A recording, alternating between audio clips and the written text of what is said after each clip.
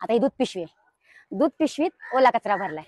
आता ही खाली करायची, मग रिसायकलला द्यायची. पण ह्याच्यात कशाला टाकायचा ना, साधा आपलं एक पिशवी किंवा डब्यात टाका ना ओला कचरा, पाकिट आहे तर ह्याच्यामध्ये ओला कचरा भरलाय.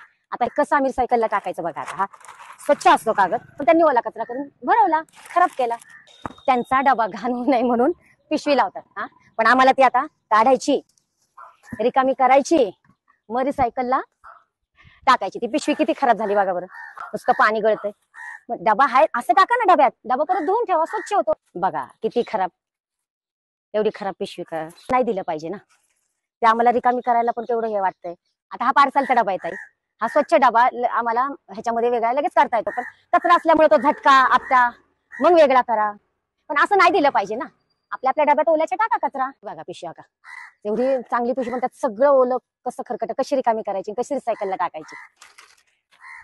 आता हे बघा तुम्हाला, आता हे मुलांनी, आता हे बघा, आता हे कसं निवडायचं, कसं टाकायचं, कशामध्ये टाकायचं नेमकं. असं भरलेलं विकल्या जात नाही, घेत नाहीत भंगारवाले. मग हा किती दिवसाचा कचरा साचवलाय, हा घेताना वास येतो, ह्यात आळ्या होतात, नको वाटतं. रोजची रोज दिला तर आम्हाला सोपं जातं, पण निवडायला सोपं, रिसायकल करायला वेगवेगळं सोपं. लोक 4-4 दिवस साचून कचरा असं नाही दिला पाहिजे ना. निवडायचं नेमकं कसं हा प्रश्न पडतो आम्हाला.